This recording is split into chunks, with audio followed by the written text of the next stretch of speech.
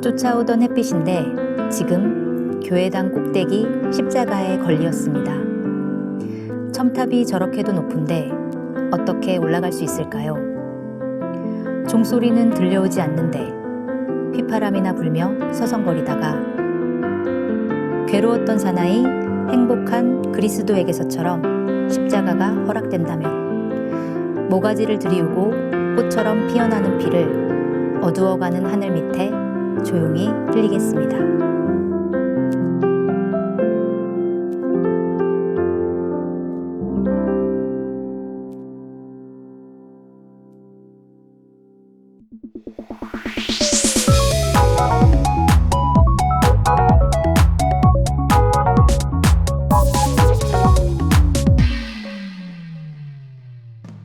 안녕하세요. 라이브인 다니엘 린드만입니다. 네, 안녕하세요. 송채경화입니다. 네, 라이브인 지난주 첫 회가 방송되었는데요. 기자님, 조회 반응은 어땠나요? 네, 다니엘 씨가 나온다고 하니까 네. 예능인 줄 알았는데 알고 보니까 교양이었다. 그래서 약간 실망했다. 제가 나가니까 예능인 줄 알았다고요? 네, 예능인 줄 알았는데 그런데 내용은 정말 좋더라. 네네. 네, 이런 평가가 좀 나왔는데 다니엘 씨는 지난 녹화가 끝난 다음에 심한 감기 몸살을 앓으셨다고 맞습니다. 너무 긴장하신 거 아닌가요? 긴장 때문에 그런 게 아니고요. 네. 욕심 때문이었죠. 욕심 때문에. 그러니까 우리 라이브인을 위해서 제가 물불을 가리지 않고 몸을 던졌더니 39도의 열이 났는데 아이고, 고생하셨네요. 그 정도는 라이브인을 위해서 희생해야죠. 네. 네, 그래서 아직 배가 좀 많이 고픈데요. 그렇군요. 라이브인으로 많은 분들과 좀 만나 뵙고 싶은데요. 그래서 오늘은 또 어떤 순서들이 준비되어 있는지 기대하셔도 좋을 것 같습니다.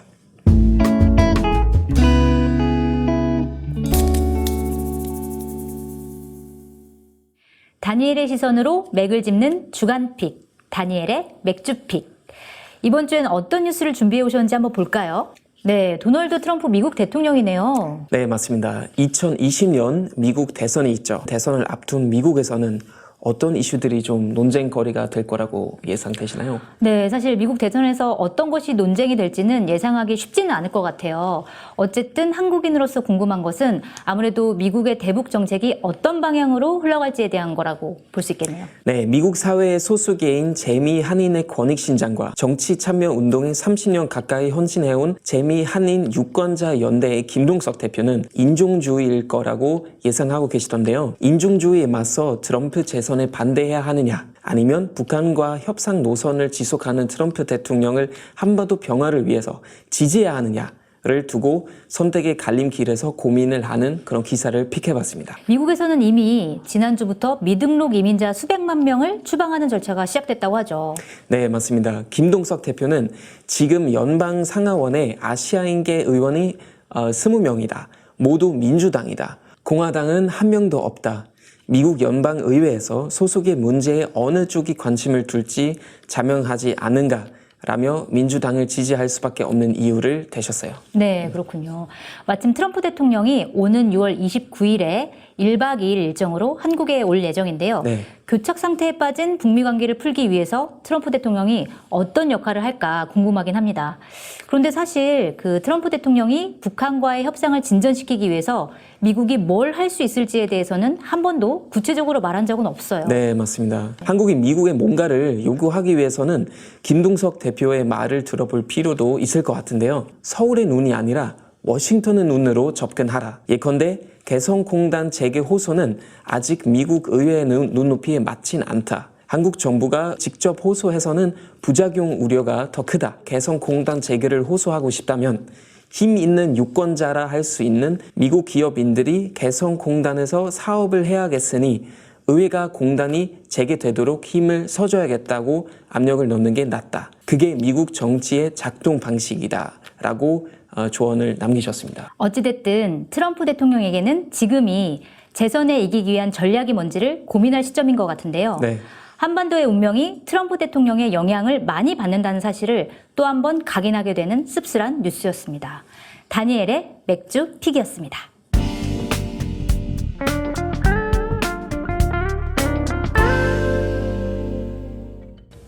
네, 이번 순서는 오늘의 키워드를 어떻게 영화에서 다루는지 더 깊이 알아보는 시간입니다.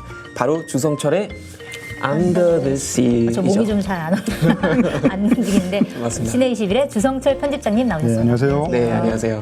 편집장님, 오늘 우리 키워드가 바로 한국 교회 나는 너를 모른다인데요. 관련해서도 어떤 영어를 준비해 주셨다면서요? 네, 오늘의 주제에 좀 딱 맞는 작품일 것 같은데요. 바로 신현식 감독님의 로마서 8장 37절이라는 작품입니다. 저 맨 처음에 이거 8, 37 어떻게 읽어야 되는지 몰랐는데 8장 8시 37분. 줄거리를 좀 간단하게 소개를 해주시죠. 네, 그 전도사 기섭의 이야기를 다루고 있는데요. 자신의 우상과도 같은 형이죠. 요섭, 그러니까 바로 강 목사입니다. 네. 이 강 목사를 돕기 위해서 부순교회의 간사로 들어가게 되는데요. 하지만 이 강 목사를 둘러싼 무수한 의혹들, 그러니까 여기에는 성추행 의혹이 가장 크게 포함되어 있는데요. 네. 의혹들을 부정하던 이 기섭은 점차 사건의 실제와 마주치면서 자신의 우상과도 같던 이 강 목사를 위해서 정말 절실한 기도를 시작하게 된다는 그런 네. 작품입니다. 네, 그렇습니다.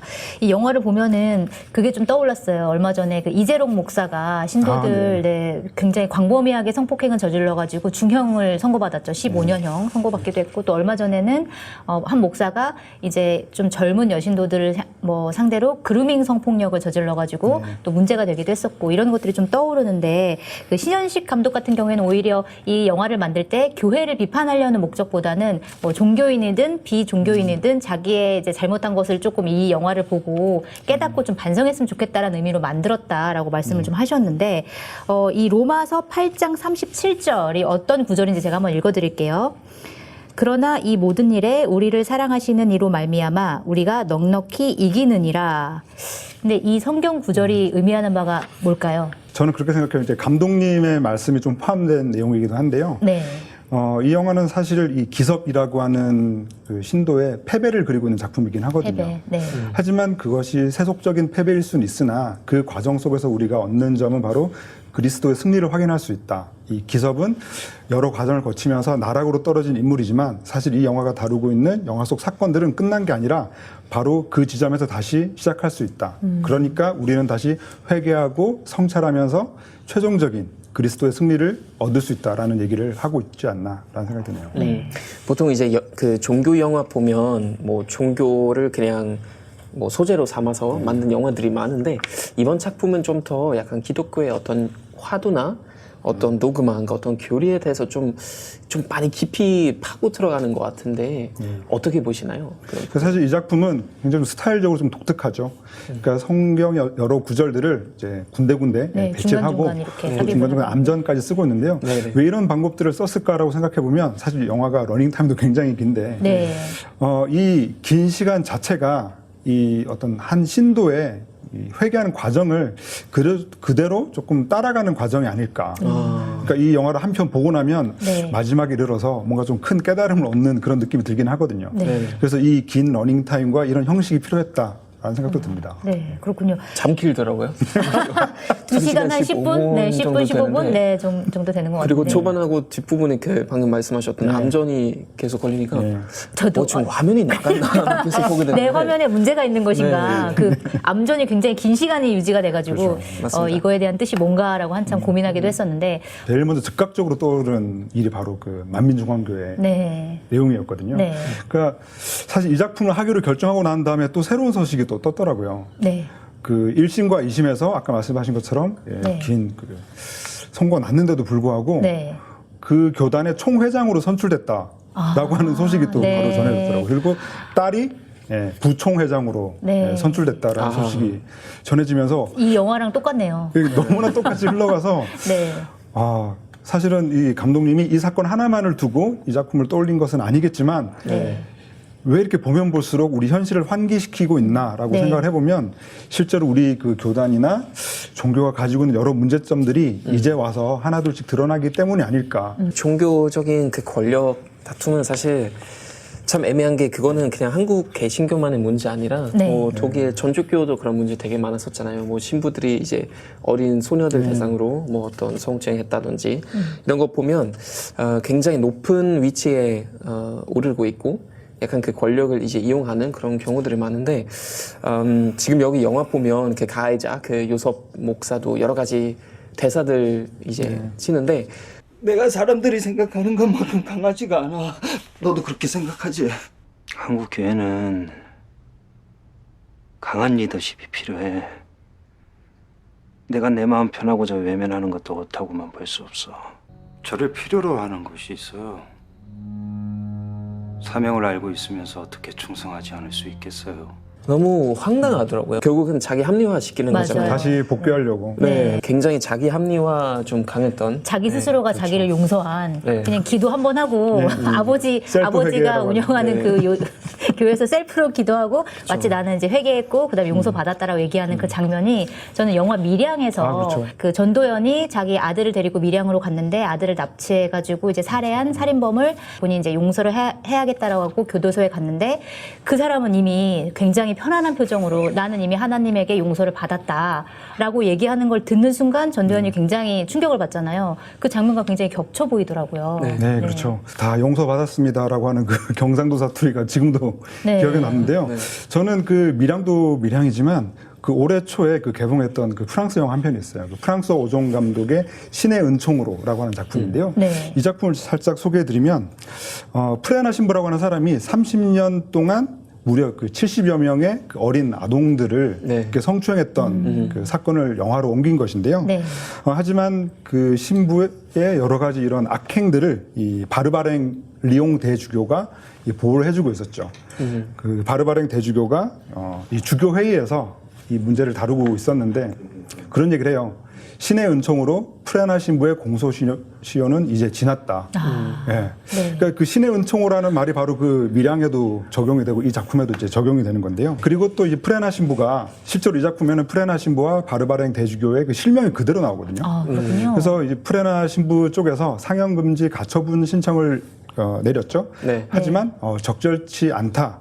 받아들이지 않았군요. 예, 받아들이지 않고 네. 예정대로 이제 개봉을 할 수가 있었던 거죠. 그리고 올해 베를린 국제영화제에서 은검상을 수상을 했습니다. 네, 그렇군요. 근데 저도 사실 살짝 당한 일이 있긴 있어요. 어떤 잠깐 일이요? 말씀드리자면은 네. 저는 군대 대신에 봉사활동했었거든요. 그 당시 이제 2005년부터 이제 고등학교 졸업하고 나서 원래 9개월 동안 군대 가야 되는데 근데 저는 독일에서 하고 싶지 않았고 스페인에서 하고 싶어서 스페인에 있는 그러니까 마드리드에 있는 독일 성당에 지원했었어요. 네. 근데 그 성당에서 그 사무실에서도 일하고 거기 옆에 붙어 있는 실버타운에서도 일을 했는데 거기서 제 상사가 한 그 당시에 41살인 신부였는데 네. 그 사람이 동성애자에다가 우울증이 좀 심했었고 굉장히 성격이 조금 이상했던 그런 네. 사람이었는데 저를 굉장히 괴롭혔어요. 저한테 사랑 고백도 하고 저는 그 당시에 20살이었거든요. 네. 사랑 고백도 하고 제가 이렇게 하니까 이제 그때부터 괴롭히기 시작한 거죠. 근데 우리 엄마가 그때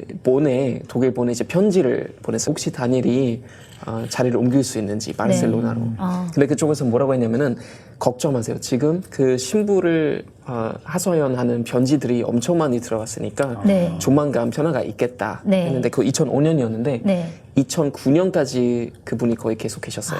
그렇군요. 네. 그러니까 보호를 계속 받았다는 네. 거죠. 네. 그래서 저희도 물론 저는 이제 뭐 심하게 당하거나 막 그렇지 않았는데 정신적으로 조금 힘들긴 했지만 네.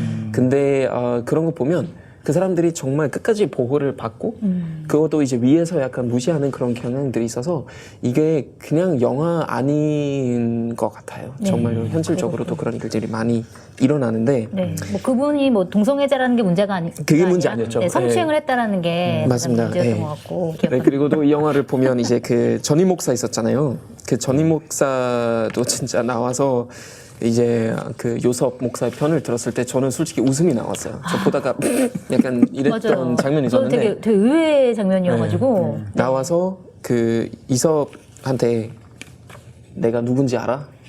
나는 한국 교회 대통령이다라고 대사가 있었는데 너 내가 누군지 알아?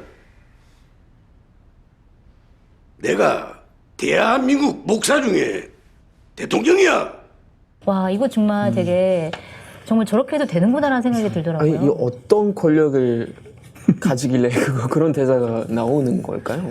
그래서 사실 그 장면에서 야합이라는 표현도 쓰이거든요. 네. 그래서 사실 그 감독님의 의도는 이 교단 내에서 벌어진 이런 권력 다툼과 그런 어떤 야합의 모습들을 약간 정치권의 모습하고도 연결을 지으면서 사실 우리 사회의 어떤 큰 구조, 그러니까 교회나 종교를 넘어서 우리 사회 커다란 구조 자체가 썩어 문드러지고 있다라는 것들을 그렇게 좀 표현하지 않았나 싶습니다. 네.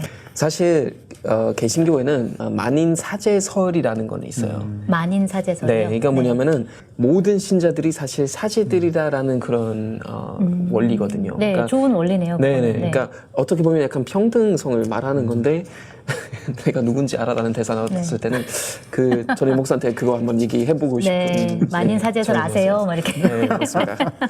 참 네. 재미있는 작품이죠.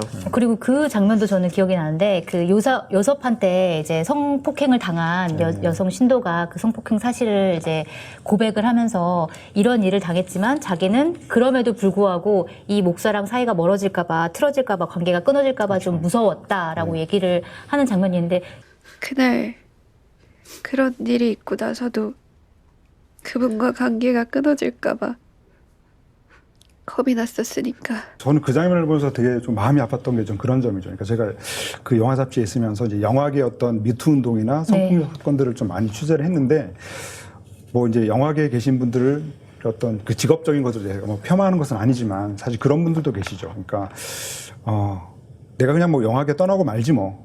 그냥 안 보면 끝이다. 네. 다른 직업을 택하면 되지 뭐. 라고 생각하시는 분들도 있고 그러면서 실제로 다른 일을 택해서 이렇게 전혀 다른 생활하고 계신 분도 계시죠. 피해자분들이. 예, 네. 그렇죠.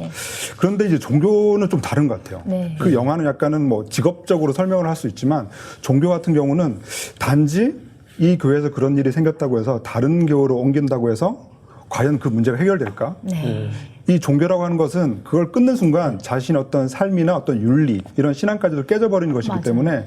그런 피해자분들이 사실은 우리가 그동안 봤던 영화계 그 성폭력 피해자, 그 문학계, 미술계 성폭력 피해자들과 비교해서도 더 큰 상처를 가질 수밖에 없겠구나라는 생각이 들죠. 그러니까 다른 교회로 옮긴다고 해도 그 박 목사처럼 내가 대통령이야라고 하는 사람이 바로 뭐 연락을 해서 그 신도에 대한 안 좋은 얘기를 하고 이런 사례들도 우리가 좀 빈번히 봐왔죠. 그래서 그 피해자도 결국 유학을 가고 이제 이런 선택을 했죠. 네. 또 영화 보면 아까 우리 잠깐 얘기했지만 중간에 이제 뭐 어떤 성경의 어떤 구절을 나오기도 하고 그 다음에 암전이 중간중간에 나오고 네. 특히 초반하고 마지막 부분에서 그런데 왜 이런 효과를 넣은 건가요? 저는 개인적으로는 그 암전의 시간이 저에게는 약간 기도의 시간이었던 것 같아요. 사실 저도 뭐 무신론자이긴 하지만 네. 그 잠깐의 암전 동안 그 머릿속에서 부딪히는 여러 생각들을 조금 정리할 수 있더라고요.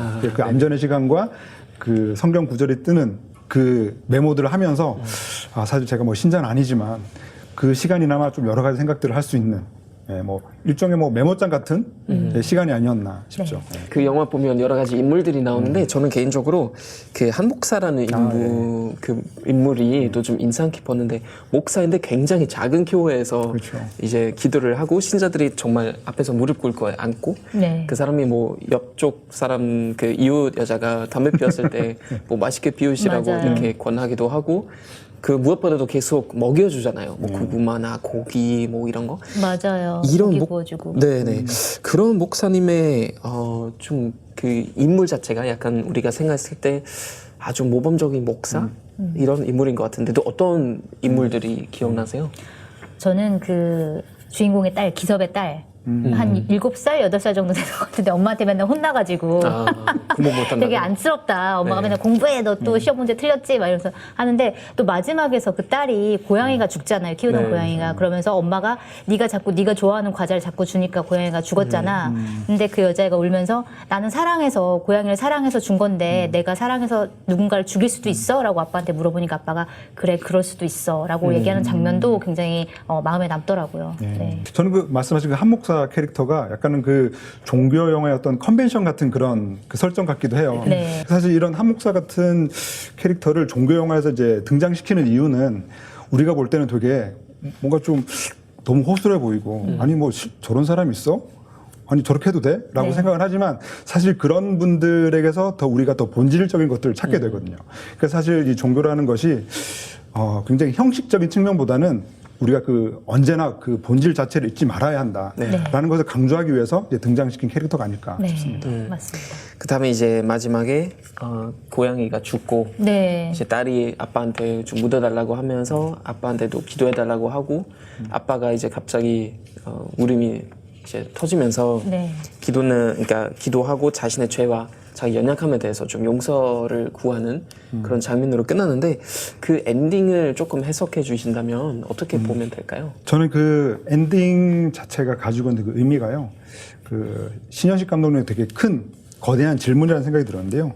그 결론적으로는 이 영화 속에서 보여주는 여러 가지 사건들을 거쳐서 우리가 결국 깨달아야 하는 것은 이제 개개인의 성찰이다라는 생각이 들었어요. 그러니까 본질적인 어떤 신앙 이런 것들을 사실 영화 속에서 다뤄지는 여러 사람들의 이야기를 떠나서 이 동물을 통해서 끊임없이 이 신현식 감독님은 이 종교의 본질이라 그럴까 그 신자가 아닌 사람들에게도 성찰 시간을 주는 그런 설정들을 그렇게 주지 않았나 싶습니다. 네. 그렇군요. 어쨌든 오늘 좀 저희가 좀 거칠게 얘기하긴 했는데 오히려 영화가 굉장히 자극적으로 담지 않고 그냥 사실 그대로 담았다는 생각이 좀 드는데 교회 안에 수많은 기섭들 주인공 기섭들이 자기가 피해자인 줄도 모르고 이제 자책하고 방향을 잃고 있을지도 모른다라는 생각이 좀 더 많이 드는 것 같아요. 그래서 가슴이 좀 먹먹해지는 영화였던 것 같은데 이 영화 로마서 837이라고 부르는 거 맞나요? 8장 37절 네. 아니, 그냥 837이라고 해야 된다 그래가지고. 837이라고 하셔도 되죠. 837이었습니다. 네. 주성철 편집장님 나와주셔서 감사합니다. 네. 고맙습니다.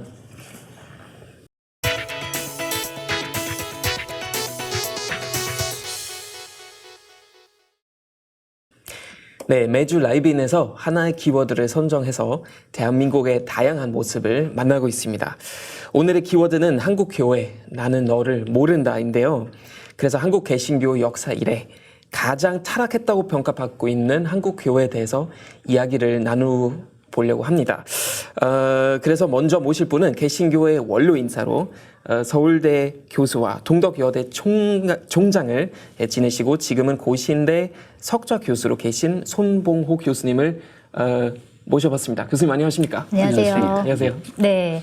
교수님, 그런데 우리나라에 교회가 정말 많잖아요. 특히 밤에 불 꺼졌을 때 시내를 딱 바라보면 그 붉은색 십자가가 굉장히 많이 보이는데, 그래서 한국에서 교회라고 하면 모르는 사람은 없을 테지만, 그 개신교라고 했을 때 이 기독교, 이거 자체가 뭐냐라고 물어보면 사람들이 좀 잘 모르는 분들도 많을 것 같아요. 이 기독교가 뭐냐라는 걸 좀 설명을 해주신다면. 예, 그거 아주 어려운 질문입니다. 네. 그러나 기독교는 우선 유일신 하나님을 믿고, 네. 그 다음에는 그 다른 종교와 다른 점은 예수 그리스도라는 구세주, 그분은 하나님이면서 사람으로 이 세상에 오셔가지고 모든 사람의 죄를 대신해서 십자가에 못 박혀서 벌을 받았다. 네. 그러므로 그를 통해 가지고 그를 믿는 모든 사람은 구원을 받는다. 그것이 기독교의 핵심입니다. 네. 그렇군요. 교수님, 독일에서 요즘 신자들이 굉장히 많이 줄어들고 있는데 지금 통계를 보니까 한국도 만만치 않더라고요. 그러니까 한국 기독교 목회자 협회 이제 그 2017년 목회자 및 개신교 인식 조사를 해봤는데 개신교는 2017년 기준으로 20.3%의 점유율을 기록해 1998년 29.7%를 기록한 이래 꾸준한 감소 양성을 지금 보이고 있는데 왜 이렇게 많이 사라지고를 여러 가지 이유가 있습니다. 하나는 우리 사회가 경제적으로 과거보다 더 번영해지니까 이 세상의 삶에 훨씬 더 만족하는 그리고 소위 내세를 바라본다든가 또 고통도 많이 줄어지고 그러니까 현실 세계에 훨씬 더 관심이 많아졌다는 거. 그게 한 가지 아주 중요한 이유고 또 한 가지는 한국교회 자체가 저 개인적인 판단으로는 윤리적으로 실패했다고 그렇게 생각합니다. 윤리적으로요? 가르치는 건 잘 가르치는데 그대로 실천하지 않는다. 그러니까 상당히 많은 사람이 그 사실에 대해서 실망을 했기 때문에 교회를 떠났다고 그렇게 봅니다. 네. 근데 보면은 교회를 떠나는 신자들도 많지만 일반인들이 개신교를 생각하는 것도 굉장히 안 좋은 인식을 많이 갖고 있는 것 같아요. 이번에도 여론조사를 좀 보면은 그 사단법인 기독교 윤리 실천 운동에서 발표한 2017년 한국 교회 사회적 신뢰도 여론조사를 보면요. 그 신뢰하는 종교로 첫 번째가 가톨릭입니다. 32.9%, 그다음에 불교가 22.1%, 그다음에 개신교는 18.9% 순이에요. 그래서 개신교가 신뢰를 굉장히 못 받고 있어요. 일반인 사람들에게도. 왜 그런 걸까요? 개신교인들은 말은 올바르게 잘하는데 그대로 행동하고 살지 않는다. 네. 그것에 대한 비판일 것이고 네.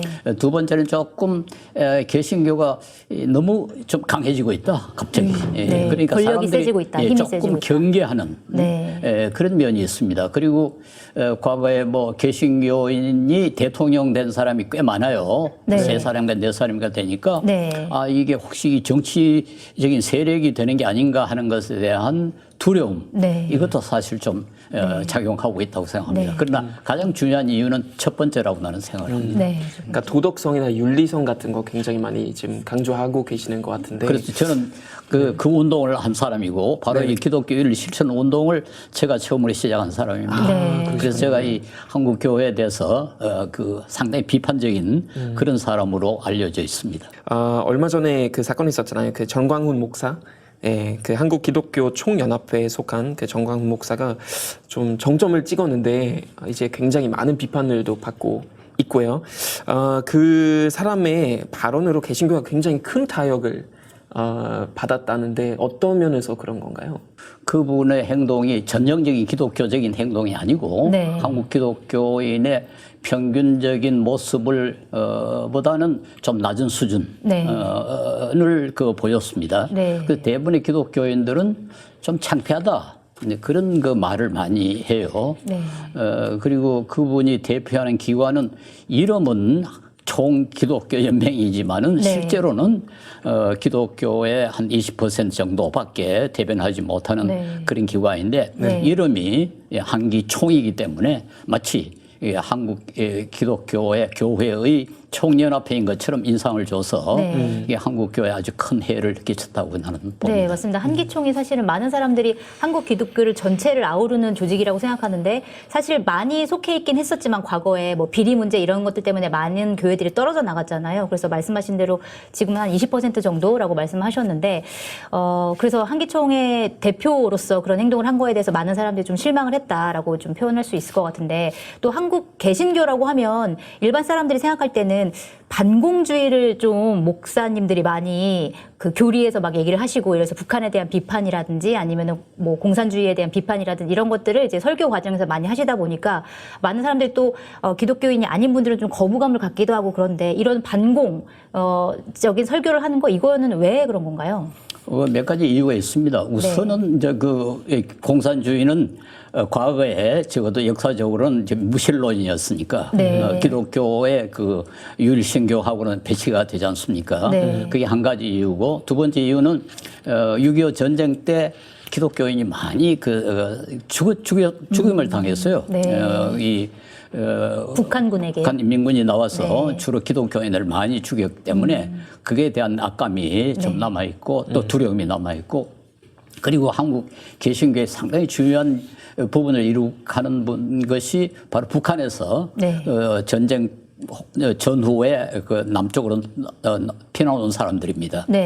이런 사람들은 이제 북한이 공산주의 치하에 있었을 때 상당히 그 핍박을 받았고 거기서 도망을 쳐온 사람들이기 때문에 이런 한 세 가지 요소가 겹쳐져 가지고 한국 기독교는 공산주의에 대해서는 상당히 좀 비판적인 그런 뭐 전통을 가지고 있다. 네, 역사적인 그렇게 말할 수 맥락이 좀 있습니다. 있는 거군요. 예. 네. 사실 종교와 정치를 원래 이제 100%를 이제 분리시키는데 이렇게 하나의 종교가 어떤 정치적인 이념을 뭐 공격하는 거 저한테도 굉장히 새로웠거든요. 근데 교수님 보시기에는 좀 한국 기독교가 정치에 좀 개입하려고 하는 좀 경향이 가끔씩 보이는데 그거 어떻게 평가하시나요? 예, 그게 최근의 현상인데요. 물론 저는 아주 비판적입니다. 네. 예, 지금 우리 사회의 가장 큰 문제가 정치 과잉. 네. 정치와 관계없는 분야가 많이 있어야 돼요. 네. 뭐 유럽의 대부분의 나라들은 그렇거든요. 뭐 예술, 문화, 학문, 뭐 이 교육 이런 건 정치와는 관계없이 있어야 되고 네. 특별히 종교는 이 정치적이 되면 굉장히 위험해집니다. 왜냐하니까 종교는 그 본질상 어느 정도 독단적이에요. 네. 절대를 믿고 상대적인 것을 수용하지 않는 그런 경향이 있기 때문에 그것이 만약에 정치적인 이해관계하고 손을 잡게 돼버리면은 파나틱하게 아주 열광적인 그런 모습을 보이고요. 네. 그것은 우리 사회를 위해서 굉장히 위험한 중요하다고 봅니다. 네. 그래서 종교는 어디까지나 적어도 고등 종교는 그 초월적인 요소, 즉 이 세상의 것을 무시하지는 않지만은 이것을 다 상대화할 수 있는 초월적인 요소를 반드시 가지고 있어야 되고 또 이 세상이 별로 좋아하지 않는 거 네. 이런 것을 추구해야 됩니다. 예를 들어 사랑, 희생, 봉사 네. 이런 건 일반적으로 사회가 그렇게 즐겨 하려고 하지 않아요. 근데 네. 종교는 그게 핵심이 돼야 되거든요.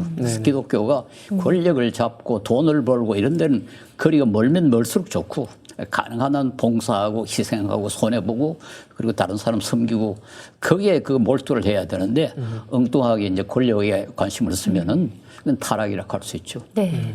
그런데 한편으로 보면은 한국 근현대사 역사를 좀 보면요. 그 정치와 종교가 조금 종교계가 정치에 어떤 역할을 했던 적이 있었던 것 같아요. 예를 들어서 문익환 목사 같은 경우에는 민주화 운동을 굉장히 열심히 하셨고 뭐 천주교 정의구현 사제단도 있고 이런 어떤 역할에 대해서는 좀 어떻게 보세요?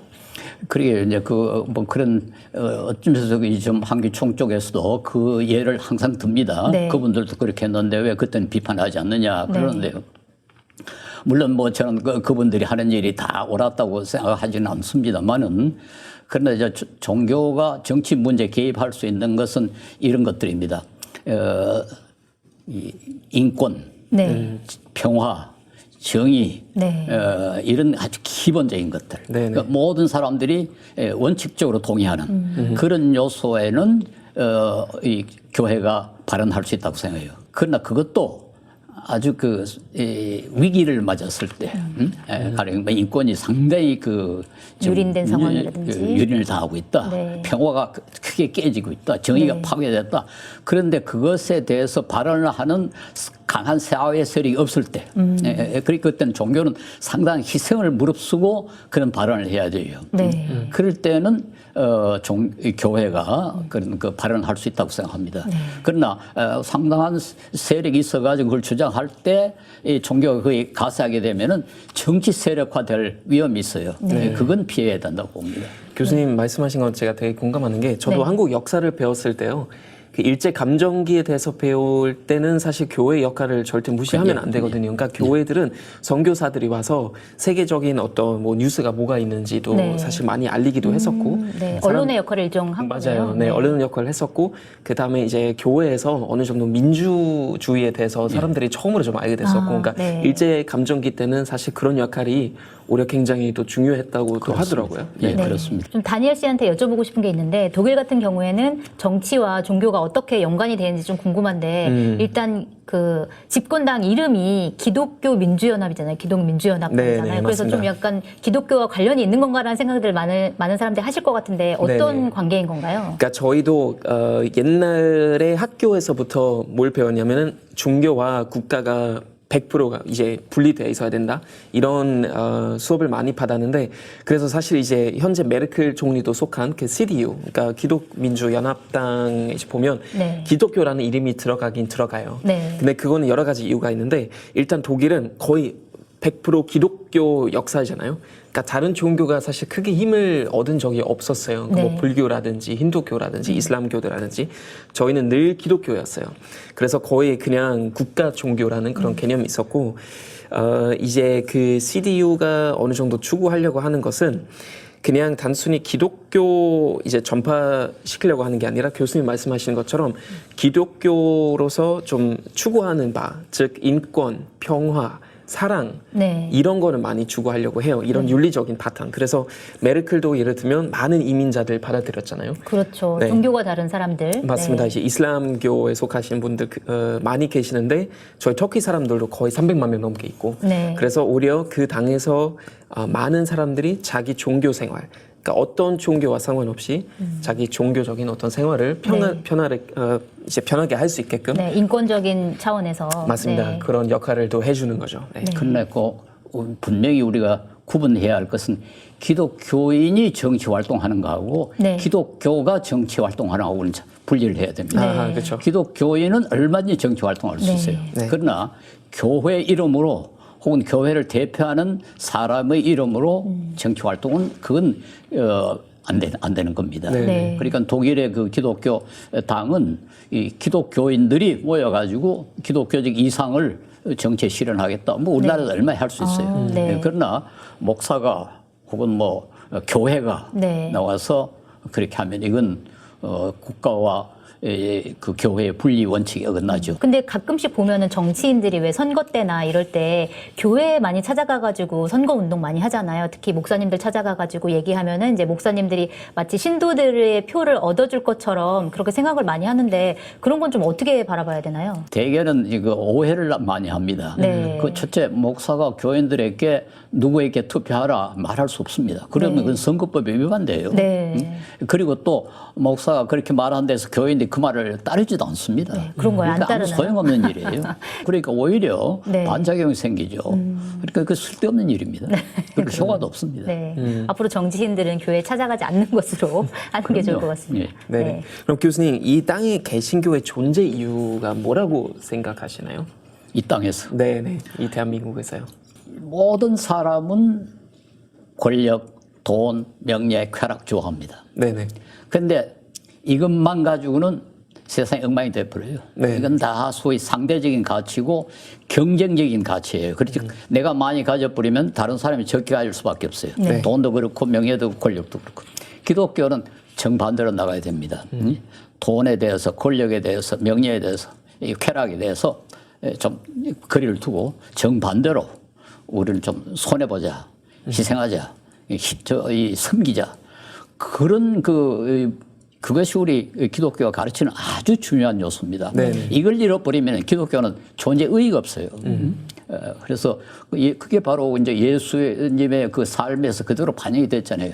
그분은 뭐 돈, 명예, 쾌락, 권력 전혀 추구하지 않았잖아요. 네네. 정치하고도 전혀 거리를 뒀거든요.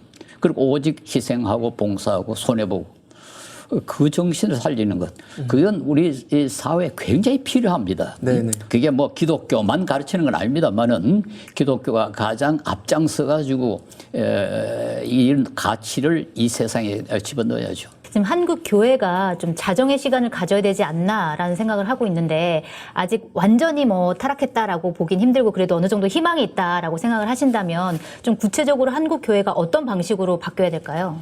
예, 우선 그 한국 교회가 다 타락한 건 아닙니다. 네. 예, 여기저기 참 좋은 교회들이 많이 있고 네. 또 한국 교회가 우리 사회나 혹은 특별히 이제 가난한 나라를 돕는 일에는 아주 앞장서 있습니다. 네, 맞습니다. 그러니까 지금 뭐 완전히 희망이 없다. 저는 그렇게 보지는 않고요. 네. 그러나 이제 한국 교회가 요즘 이렇게 사회로부터 지탄을 받고 또 그 자체가 약해지는 것이 오히려 한국 교회가 정신을 차리는 좋은 계기가 될 수 있지 않겠는가. 네. 그래서 좀 더 건전해지는 그런 그 기독교가 될 수 있지 않겠나 생각합니다. 뭐 간단합니다. 손해 보면 됩니다. 네. 이 크리스천들은 교회 스스로 손해를 보면 예, 된다. 돈이나 뭐 네. 권력이나 명예 이런 것에 손해만 보면은 네. 얼마나 이 사회에 공헌할 수가 있습니다. 네. 네, 맞습니다. 이제 한국 개신교를 다시 한번 돌아볼 수 있는 매우 귀한 시간이었던 것 같은데요. 말씀을 너무 요약해가지고 잘 맞습니다. 말씀해 주셔가지고 네, 네, 네. 저 도움이 많이 됐습니다. 손봉우 교수님께 다시 한번 감사의 말씀 드립니다. 고맙습니다. 네, 감사합니다. 네, 키워드인 두 번째로 모실 분은 개인적으로 굉장히 반가운 그런 손님인데요. 네. 이미 독일어 책 엄청 많이 가져와서 이제 네, 테이블이 좀 보여주셨고요. 있어 보입니다. 맞습니다. 제 학교 선배님이기도 하시고 네. 네, 일단 한번 소개해드리자면은 그분이 직접 쓴 칼럼으로 간단하게 한번 소개해드리겠습니다. 예수는 돈과 권력과 명예를 가지고 타협하자는 마귀를 물리쳤다. 그게 예수의 길이고 예수를 믿는다면 십자가만 바라보는 것이 아니라 그런 타협의 태도를 버려야 한다. 그렇지 않으면 그는 변종 기독교인이다. 변종 기독교인의 특징은 십자가를 지지 않는다는 것이다. 네, 이분은 한국 개신교를 향해서 거침없이 쓴소리를 아끼지 않는 분이신데요. 감리교 신학대학교에서 기독교 윤리학을 가르치시다가 정년 은퇴하셨고, 그 다음에 한국 기독교 윤리학회 회장, 한국 사회이론학회 회장을 역임하시기도 하신 박춘구 교수님을 모셨습니다. 안녕하세요. 안녕하세요, 반갑습니다. 교수님. 네, 반갑습니다. 네, 저희도 앞서서 이미 기독교에 대해서 조금 얘기들 나눴는데, 지금 교수님도 쓰신 글에서도 언급됐지만 일부의 한국 개신교를 특히 권력과 자본, 명예 이런 거 많이 좀 집착하는 경향이 보이긴 하는데 물론 일부이지만요. 그 원인이 뭐라고 생각하십니까? 우리 한국 기독교인들, 특히 기독교 지도자들이 기독교적이라고 하기보다는 제 생각엔 유교적이어서 그렇다. 아, 유교적이요? 네, 유교적이어서 네. 그렇다. 왜냐하면 조금 전에 그 손봉호 교수님도 말씀하셨잖아요. 기독교인이라고 하는 건 자기 희생하고 자기를 버리고 자기를 내놓고 네. 그리고 손해까지 보고 이렇게 말씀하셨는데 유교 철학은 그렇게 가르치지 않아요. 네. 수신제가 지국평천하. 네. 네. 하고 그다음에 뭡니까? 입신양명. 네. 좀 어렵죠? 이거 뭐예요? 아, 못 들어보셨어요? 네, 짧게 네, 한번 교수님께서 설명해 부탁드립니다. 주실 겁니다. 짧게 설명 예. 입신양명이 중요하다. 그러니까 한 단계 한 단계 자기 자신부터 잘 다스리고 가정을 다스리고 네네. 국가를 다스린 다음에 아, 네네. 그다음에 입신 자기가 높아져서 이름을 널리 알리는 것 이걸 성공이라고 보거든요. 아, 네네. 그러니까 유교 철학의 사회 철학의 기본적인 어떤 성공론이라고 그럴까? 네네. 제가 볼 때는 한국 기독교가 예수의 이름은 가지고 있지만 네. 정신적인 어떤 구조에서는 상당히 유교적이다. 그렇게 보기 때문에 저는 한국 기독교가 다소 변종이다. 그러니까 하이브리디티. 네. 뭔가 DNA가 조금 달라졌다. 그렇게 진단하고 있는 겁니다. 네, 그렇군요. 이게 보면은 아까 손봉호 교수님도 말씀하셨는데 한국 교회가 도덕성이 상당히 결여됐다라고 말씀하셨거든요. 어떤 면에서 좀 도덕성이 결여됐다라고 보세요? 도덕성이 결여됐다고 하는 거는 두 가지 의미가 있을 거예요. 하나는 어떤 기준이 있어야 이게 결여인지 아닌지 알 거 아닙니까? 네. 그러니까 한국 교회가 기독교적인 도덕성을 결여했다. 이렇게 표현할 수도 있죠. 네. 아주 긍정적으로 보면 유교적 도덕성은 매우 강합니다. 뭐 남존 여비, 네. 그 여성 비하적인 어떤 전통과 구조들이 유교 사회 속에서 만연했는데 그걸 그대로 한국 교회가 이어받아서 어떤 교단은 여성에게 목사 안수를 주지도 않거든요. 아직까지도. 그러니까 이런 것이 일상화되어 있기 때문에 한국 기독교가 가지고 있는 윤리적 어떤 기준들이 도대체 어디에 맞춰진 거냐. 네. 이 기준을 먼저 생각해야 될 것 같아요. 그러니까 제가 볼 때는 18세기 이전의 어떤 기준에 놓고 보면 잘 맞아요. 네. 근데 굉장히 오래전이네요. 네, 전근대적인 네. 세계관에서 비추어 보면 한국 교회가 이상이 없는 것 같이 보여요. 네. 개인적으로 좀 놀라운데 지금 방금 뭐 18세기 정도 언급하셨는데 약간 신학이 그 과거에 이렇게 잡혀 있다는 게 지금 만약에 현실이라면 네. 그 제일 큰 이유가 뭘로 보면 되나요? 그 신학이 과거에 이렇게 집착하고 있는 이유는 여러 가지가 있어요. 네. 그 우선 제일 먼저 그게 편안하기 때문이에요. 그 바꿀 기존의 필요가 없기 질서. 때문에. 네. 네. 남성 중심적인 스트럭처에서는 남자들에겐 편한 거거든요. 네. 그리고 교회의 교권은 대부분 남성들이 쥐고 있고. 그러니까 이거 바꿀 필요가 없는 거예요. 두 번째는 끊임없이 외부에서 바꾸라고 요구하는 소리가 들리는데 네. 그걸 어디까지 수용해야 될지 두려운 거죠. 그러니까 가능한 대로 지체시키고 미루어두고 회피하고 이거를 일종의 진지 전략이라고도 표현하거든요. 진지요? 지금 가지고 있는 걸 진지를 단단하게 구축하거나. 지키자. 네, 네네. 그렇군요. 예. 이런 입장을 가지고 있는 교회들이 상당히 많이 있습니다.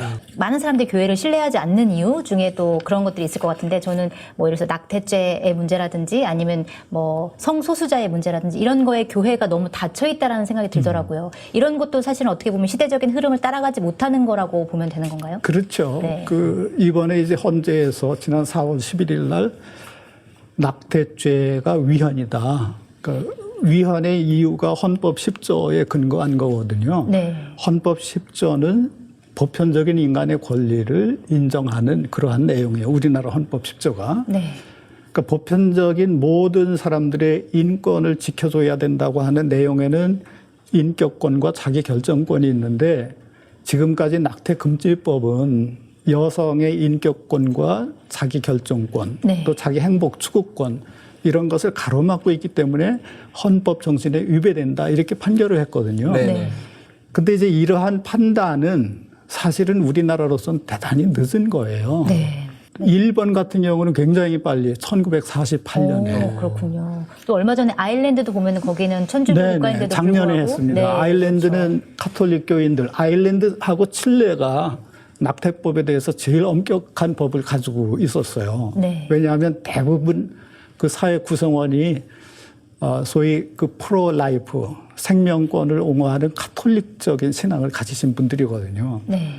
그런데 그런 사회에서도 엄격한 낙태법을 폐지했거든요. 네네. 그러니까 이런 흐름, 세계의 어떤 흐름, 이런 것에 대해서 한국 교회는 귀를 안 기울이는 것 같아요. 네. 왜냐하면 지금 있는데 이대로가 편하니까. 이걸 바꾸려고 하면 지금까지 교회가 가지고 있었던 권위가 무너진다고 생각들을 하시는 것 같아요. 권위가 무너진다. 생각을 바꾸면 약간 약한 모습이 그렇죠. 보일까 봐. 물러선다고 자꾸 생각하는 네네. 거죠. 제가 연구한 바에 의하면 독일 개신교가 제일 성실한 것 같아요. 제가 몇 권 책을 가지고 나왔는데 네네.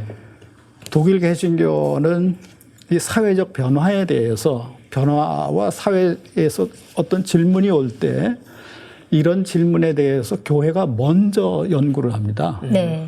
먼저 연구를 해서 이렇게 백서들을 내는 거예요. 이거는 무슨 백서인가요? 이거는 평화, 화해, 그리고 인권. 네. 1, 2권으로 돼 있어요. 네.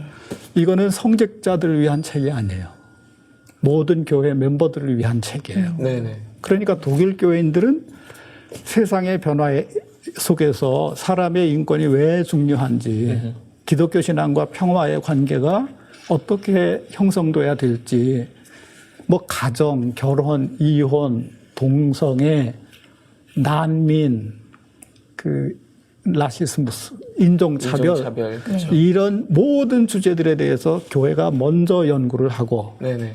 이것을 하나 교인들에게 내놓고 읽고서 스스로 판단하라고 하는 거예요. 네. 근데 우리는 이런 토론이 없으니까 네. 새로운 이슈가 나오면 일단 거부하는 태도들을 보이는 것 같아요. 네. 좀 유감이죠. 다니엘 씨한테도 좀 궁금한데 이 한국 기독교, 한국에서 오래 사셨으니까 한국 기독교와 그다음에 또 천주교 신자기도 하시잖아요. 네네. 독일의 기독교 좀 어떻게 다른가요?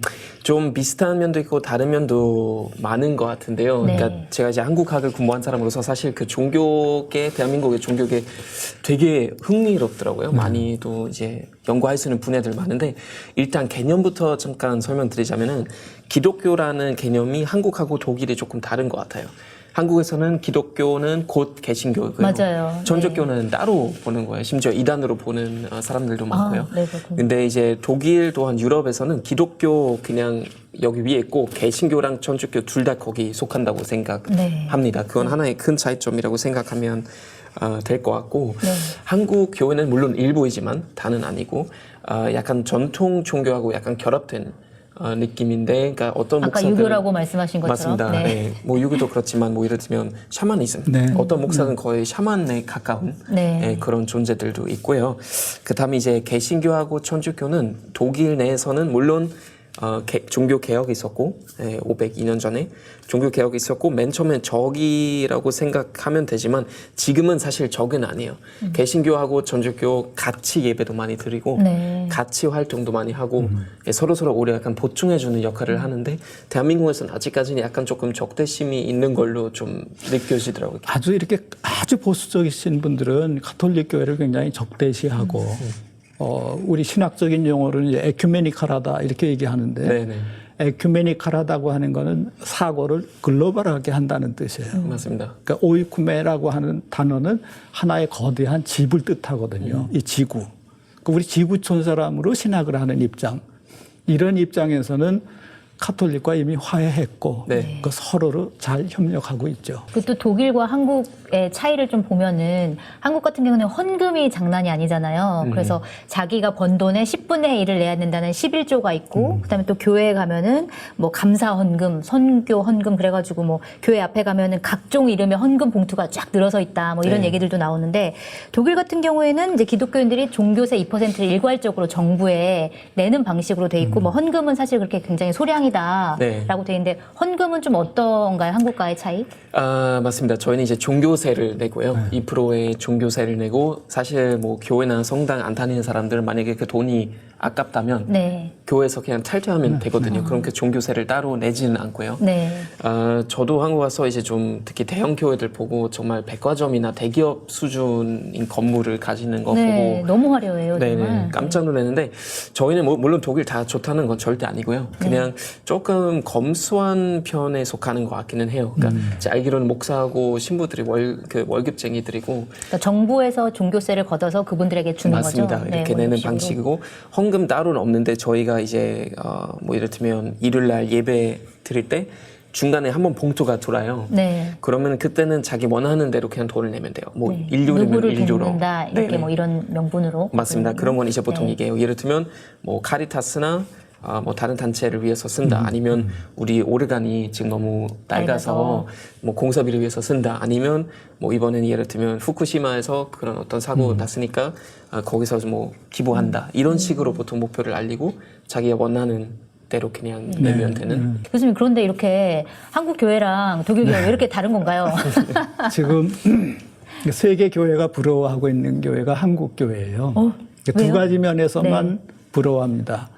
하나는 엄청나게 급성장한 교회. 네. 그래서 외국의 신학자들이나 이제 목사님들이 저희 학교를 찾아와요. 네. 와서 한국 교회가 이렇게 성장하는 비결을 알고 싶다고. 네네. 상당히 많이 찾아옵니다. 외국에서. 그 두 번째는 지금 말씀하셨지만 독일은 주마다 종교세가 약간씩 차이가 있어요. 그래서 네. 2%는 이제 3%를 냅니다. 미국 같은 경우는 어폴센먼트라고 그래서 우리 교회 예산이 50만 불이다. 그러니까 우리가 얼마씩 내는 게 좋겠느냐 이걸 결정을 해서 자기 능력껏 결정하고 그것을 의무 그러면 돼요. 네네. 개신교도. 그런데 이제 한국 교회는 소득의 10의 1을 내야만 교인이 되는 것처럼 이 일종의 이제 율법화, 리걸라이즈 돼 있는 거죠. 네. 이거는 제가 볼 때는 좀 신학적으로 검증해야 될 문제예요. 네. 세계 교회들이 그런 유래가 별로 없는데 우리나라는 선교 초기에 교회의 독립을 강조하기 위해서 네. 가난했지 않습니까 그때? 그러니까 어떻게 해서든지 십시일반 교회를 살리기 위해서 그런 헌금 전통을 만들었는데 아직까지도 그 전통을 율법적으로 사용할 뿐만 아니라 네. 어떤 분 연구한 거 보니까 헌금의 종류가 한 70가지가 넘습니다. 물론 한 교회가 70가지를 다 쓰는 게 아니에요. 네. 전체적으로. 생일 헌금, 무슨 입학 헌금, 새해 헌금, 크리스마스 헌금, 네. 부활절 헌금. 제가 볼 때는 그거 하나하나에 대해서 신학적 정당성을 질문하지 않는 거예요, 우리가. 정말 성실한 교회들이라면 네. 왜 우리가 이런 헌금을 받고 이게 왜 성서적이고 네. 어떤 의미가 있는지 그리고 이것을 어떻게 사용하는 것이 가장 바람직한 건지 이런 규명이 안 됩니다. 맞습니다. 얼마 전에 저희 한겨레에서 헌신페이 기획 기사를 썼는데 네. 그렇게 헌금을 걷어서 목사들이 자기 뭐 외제차 타고 자기 자녀들 유학 보내고 그리고 신도들한테 유학 간 자녀 집에서 집안일을 하도록 시키고 빨래 청소를 시키고 이런 일들을 이제 취재해가지고 기사를 썼는데 그런 거를 보면 정말 우리나라 교회가 좀 너무 심하지 않나. 그리고 또 세습도 하잖아요. 목사가 자기가 이제 퇴직할 때가 되면 아들에게 교회를 물려주거나 이런 것도 사실은 전 세계적으로 찾아보기 힘든 사례인 것 같아요. 네. 지금 말씀하신 경우는 제가 생각해도 상당히 이례적이고 특별한 케이스입니다. 네, 전부가 다 그렇다는 게 네, 아니다. 전부가 그렇지 않고 저는 신학교에서 25년간 가르쳤으니까 25년 동안 제자들을 배출을 해서 그 사람들이 지금 전국에서 일을 하고 있는데 굉장히 성실하고 네네. 정말 좋은 목회자들 그럼요. 많이 있습니다. 그럼요. 네네. 근데 그분들은 오늘의 한국 교회를 바라보면서 많이 가슴 아파하고 그렇죠. 있죠. 근데 일부 이제 큰 교회들, 그 세력을 가진 교회들, 교인들이 많아지면 교인의 권리는 n분의 1로 줍니다. 네. 교회에 개입하거나 참여할 수가 없어요. 반면에 목사가 거기 담임 목사가 한 사람이 있으니까 그 사람은 10,000명의 파워를 행사할 수가 있어요. 네. 그리고 10,000명이 내는 헌금이 엄청난 양이 되죠. 네. 우리나라 제일 큰 교회 1년 예산은 1,000억 원이 넘습니다. 네. 그러니까 이 엄청난 그 재화가 쌓이게 될 때 그것을 관리하고 사용하는 방법에 있어서 아까 말씀드린 대로 교회가 유교적 질서 체제를 가지고 있기 때문에 민주적 절차와 과정이 아니라 상위의 사람 몇 사람이 이 문제를 독점하고 해결하게 되죠. 그러니까 그분들의 편의를 서로 봐주는 구조로 교회에 헌금이 사용되는 경우가 상당히 많이 있습니다. 네. 이런 건 바로 잡아야 되는데 네네. 쉽지가 않습니다. 그렇죠. 그러니까 지금 교수님 아까도 자기 제자 말씀해 주셨는데 네. 혹시라도 우리 방송 보시는 시청자들 분 중에 좀 오해하신 분들 계실까 봐 말씀드리는데 저희는 모든 교회를 절대 비판하는 게 아니라 아닙니다. 네, 지금 일부의 어떤 문제점 있는 어떤 교회를 이제 얘기를 나누고 있으니까 네. 네, 절대 좀 되게 훌륭하고 성실하게 활동하시는 목사님들도 계시니까 많이 그렇게 계십니다. 이해하시면 될 것 같습니다. 네. 네. 크리스천들 위해서 좀 필요한 말씀 또한 교회가 만약에 개혁해야 되고 개혁이 가능하다면 뭐가 제일 이제 필요하다고 생각하세요? 근데 여기 이 한스 퀸, 이 카톨릭 신학자입니다. 네. 그러니까 교회가 사람을 구원한다고 생각을 했는데 한스 퀸은 오히려 교회를 바라보면서 여기서 뭐라고 하느냐면 죽을 병에 걸려 있는 교회 네. 이렇게 진단하고 있어요. 근데 이제 한스 퀸의 그 진단 방식을 한국에 가져와서 본다면 제가 볼 때는 크게 다르지 않습니다. 오히려 한국 교회가 더 심각한 많은 문제들을 가지고 있죠. 이 문제를 극복해 나가기 위해서 어떤 방안이 필요할까? 제 생각에는 두 가지가 굉장히 중요하다고 생각합니다. 네. 하나는 이 기독교의 어떤 그 레디컬, 아주 그 뿌리, 네. 아주 근본적인 뿌리, 이거를 좀 온전하게 지켜야 되겠다. 그게 저는 예수 정신이라고 생각해요. 그러니까 예수 정신은 정치적으로 이용당하지도 않고 정치적으로 되지도 않습니다. 네. 왜냐하면 정치 권력과는 거리를 뒀기 때문에. 그래서 예수는 지배 논리가 아니라 섬김의 논리, 네. 섬김의 윤리를 가르쳤죠. 그러니까 예수 자신도 내가 이 땅에 온 것은 섬김을 받으러 온 것이 아니다. 나는 섬기러 왔다. 너희도 피차 섬겨라. 이렇게 가르쳐줬기 때문에 그런 예수의 전통을 회복하고 경제적인 차원에서는 예수는 탐욕을 가르친 적이 없어요.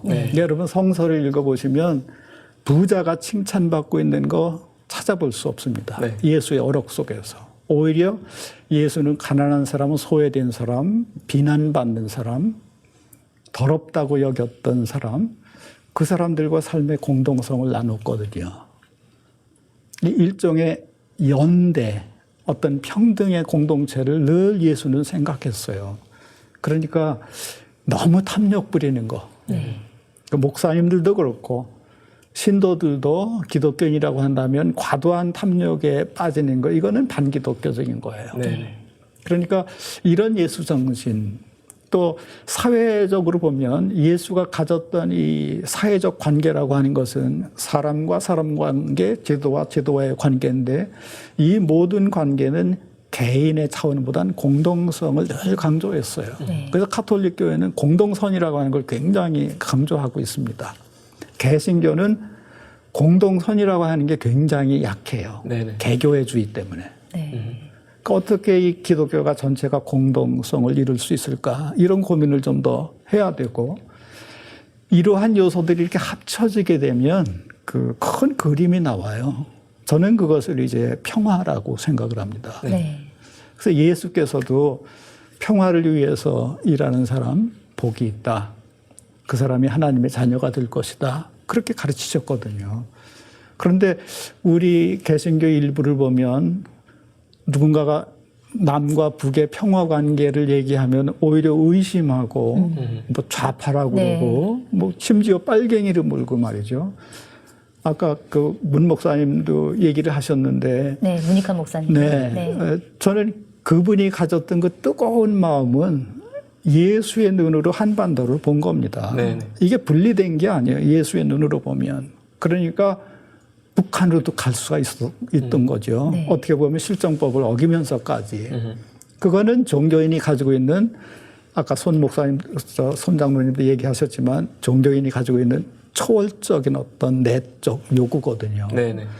이런 것이 이기적으로 사용되지 않고 공동선을 위해서 사용되고 다른 사람의 자유와 정의와 평등을 확대하는데 쓰일 수 있도록 노력한다면 한국 교회가 조금씩 신뢰를 회복할 수 있지 않을까 그렇게 생각합니다. 지금 말씀 듣고 갑자기 떠오르는 건 뭐냐면 제가 며칠 전에 네. 그 이제 타방송에서 서서평에 대한 짧은 영상을 찍었어요. 네. 서서평 아마 뭐 들어보셨을 것 같지만 뭐냐면은 이제 일제시대 1912년에 한국 왔던 독일계 미국 선교사 분이셨는데 네. 그분이 본인이 이름을 서서평으로 칭하셨나 봐요. 한국 사람들이 이제 이름으로. 한국 이름을 네. 서서평으로 이제 지었는데 마지막으로 돌아가셨을 때는 가지고 있는 거는 조그만한 담요 그 다음에 옥수수 조금 그걸로 거의 끝났는데 자기 침대 옆에 그 메모장 하나 있었어요.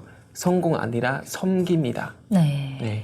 그거는 바로 어떻게 굉장히 보면 중요한 키워드네요. 네, 한국 교회의 좌우명이 될 수 있지 않을까라는 그런 기대감도 있습니다. 오늘 박충구 교수님 너무 좋은 말씀을 해주셨는데 네, 저도 갑자기 이 기독교에 대해서 조금 열린 마음으로 가야 되지 않을까, 다가가야 되지 않을까라는 생각을 많이 하게 되는 말씀이었던 것 같습니다. 오늘 나와주셔서 감사합니다. 네, 감사합니다. 감사합니다.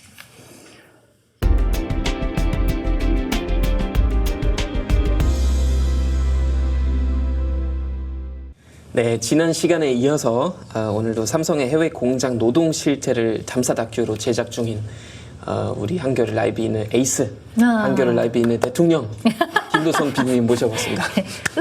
안녕하세요. 네, 이번에 2주간에 걸쳐서 저희가 지면과 그다음에 한겨레 라이브를 통해서 이 기사들이 좀 나갔는데 삼성의 해외 공장 노동 실태, 그러니까 이번에 김도성 PD가 하시는 탐사 다큐에서는 좀 어떤 내용으로 실리는 건가요?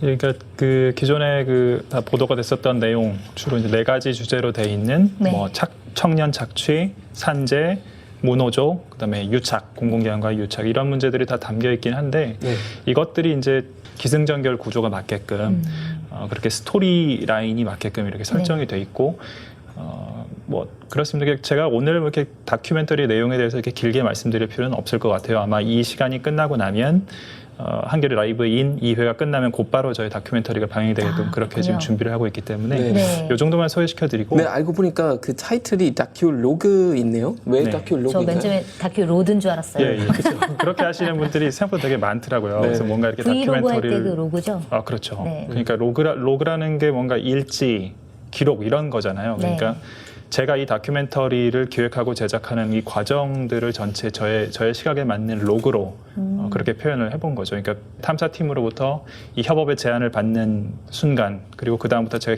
어떻게 기획을 하고, 그 다음에 이제 같이 취재를 하고 편집을 하고 제작을 하는 모든 대부분의 과정을 다큐 로그로 표현해서 제가 만들고 있는 겁니다. 좀 기대가 되는데 이 다큐를 통해서 어떤 질문을 하고 싶으셨을 것 같아요. 어떤 질문을 좀 하고 싶으셨나요? 이게 단순히 그러니까 삼성의 해외 공장에서 일을 하고 있는 노동자들이 뭐 힘들다, 뭐 착취를 당하고 있다, 굉장히 힘들다, 뭐 물론 힘들죠. 그런 얘기이기도 합니다만 그걸 통해서 좀 더 근본적인 얘기를 좀 해보고 싶었던 거죠. 그러니까 이 삼성이 이러한 뭐 착취 또는 뭐 산재가 일어나는데도 불구하고 적당히 덮고 넘어갈 수 있고 이러한 일들을 하려면 그게 가능하려면 무노조가 가능해야 된단 말이죠. 노동조합을 거세하는 아예 만들어질 수 없게 만드는 이런 것들이 가능해야 되는데 그렇게 하려면 현재의 이 산업사회에서는 공공 시스템을 붕괴시켜야 됩니다. 법을 어겨야만 하고 헌법 정신을 어겨야만 하고 ILO 협약 같은 걸 비준하지 못하게 로비를 해야 됩니다. 그러니까 이것을 저는 이제 그 기본적인 인권, 정치 시스템, 민주주의 이런 것들을 전 세계에서 확산되고 있는 기본적인 시스템이잖아요. 이런 기본적인 시스템을 삼성이 저해하고 있다. 다른 기업들은 다른 거대한 국제 기업들은 물론 그 기업들도 뭐 착취도 할 수 있고 다 할 수 있겠습니다만 제가 직접 갔었던 인도네시아만 하더라도 뭐 앱손이라든지 뭐 다른 뭐 일본의 다른 거대 기업이라든지 이런 데서도 그런 착취 문제는 벌어지고 있지만 거기는 무노조를 하지 않는단 말이죠. 노동조합은 있습니다. 시스템 삼성 같은 경우는 시스템 자체를 아예 무너뜨려 버리는 그렇죠. 그런 시도를 하고 있다. 그렇습니다. 네, 정치적인 알겠습니다. 압박감 좀 심하실 것 같은데 어떤 식으로 지금 제작됐나요? 그러니까 이게 주제 자체가 좀 어렵고 그렇게 막 유쾌하고 재밌는 주제는 아니잖아요. 네. 쓴 약이 몸에 좋다고 이런 다큐멘터리 이제 사람들이 많이 봐야 되지 않겠습니까? 그래서 좀 보는 과정에서 지루하지 않게 재미있게 좋은 정보를 얻을 수 있는 그런 다큐멘터리를 만드는 데 이제 주안점을 두고 있습니다. 앞으로도 꾸준히 그런 관점에서 좋은 정보들을 재미있는 다큐멘터리를 만들기 위해서 그렇게 노력하겠습니다. 우리 김두선 PD님은 라이브에 에이스답게 에이스다운 그런 다큐멘터리를 지금 완성시키는 관계이니 네. 여러분도 많은 관심을 가져주시고 많이 시청해 주시면 감사하겠습니다. 지금 이 방송이 끝나면 바로 연결이 됩니다. 맞죠? 네. 맞습니다. 네, 알겠습니다. 말씀 감사드립니다. 네, 고맙습니다. 저는 제가 봐도 망나니 같아요. 정말 공부를 안 했죠.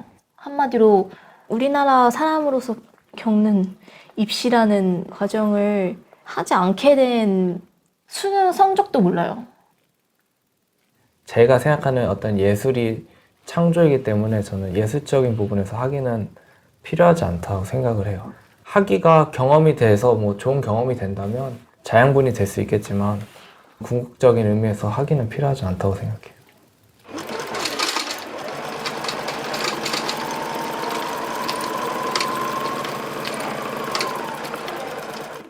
저한테 그런 고민을 말하는 그런 분들도 되게 많아요. 본인도 패션을 해보고 싶은데 전공을 패션에 나오지 않았는데 어떻게 해야 되나요?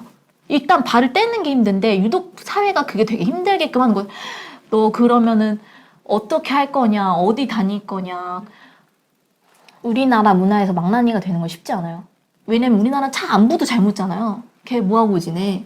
나는 망나니처럼 뭔가를 깨부시려고 노력하고 막 바닥부터 시작하는데 오히려 차라리 취준생이 더 안정적인 거야. 안부를 물어도. 차라리 이름이 나 삼성준비회가 더 멋있는 거죠, 우리나라는. 제가 봤을 땐 그래요. 되게 그런 게 컸던 것 같았는데 문수를 통해서 오히려 되게 많이 제가 정신을 차렸죠. 문수가 대학교를 붙고 안 가겠다고 선언을 해서 말렸어요. 왜? 나는 공부를 못해서 이랬지만 너는 졸업장이 있으면 우리나라 사회가 달라. 저도 그랬었어요. 그러니까 문수가 더 먼저 깬 것 같아요. 그 문화를. 서로가 서로한테 계속 도움이 된 것 같아요. 그러니까 제가 대학을 포기하고 패션을 공부해야겠다고 생각한 거는 진짜 폭발적이었어요. 그냥 내 생애 처음으로 의사 표현을 제대로 폭발적으로 한 처음이었어요. 이렇게 대학 가면은 내 인생 못 되겠다 생각이 확 들더라고요, 정말. 근데 그것도 또 전 직접적으로 말을 못 하거든요, 부모님한테. 그래가지고 뭐 PC방 가가지고 PPT 준비해가지고 엄마 아빠한테 그거 전달해드리면서 막 무릎 꿇고 앉아있고 이거 한번 보시라고 이러고 근데 엄마 아빠 완전 울고 뭐 이랬거든요. 수많은 실패를 겪고 저도 모르게 약간의 성장이 돼 있었던 거죠. 아, 그래, 패션을 마지막으로 정말 도전을 해봐야겠다. 당장 오늘 밤부터 내가 시작할 수 있는 패션이 뭘까가 동대문이었고, 그래서 이제 정말 동대문에 가서 물건을 떼었죠. 근데 6만 원, 그때가 한겨울이었는데 6만 원짜리로 이제 점퍼 2개를 사야 되는 상황이었던 건데, 그러면 3만 원이어야 돼, 단가가. 근데 어저께 그렇게 사고 집에 갈 차비가 없어서 그 24시간 카페를 찾아 거기서 이제 뭐 유자차인가 그걸 한 잔을 마셨어요. 근데 너무 슬픈 거예요, 뭔가. 그때부터 진짜 이를 안 물고 일을 막 앞도 뒤도 안 보고 그냥 했던 것 같아요. 그래서 뭔가 어떤 사회적인 편견이라든지, 그러니까 직업 하나를 듣고 모든 걸 정의할 수 없다라는 그런 거 있잖아요, 정말. 그런 거 보여주고 싶다라는 생각도 되게 많이 했던 것 같고, 그런 계기로 지금까지 온 건데. 그러니까 여전히 망나니 같은 게 있는데 그게 저는 엄청나게 이 시대랑 잘 맞물렸다고 생각을 해요. SNS 하면서 그 망나니 같은 어떤 긍정적인 에너지를 사람들이 되게 좋아해 줬던 것 같아요.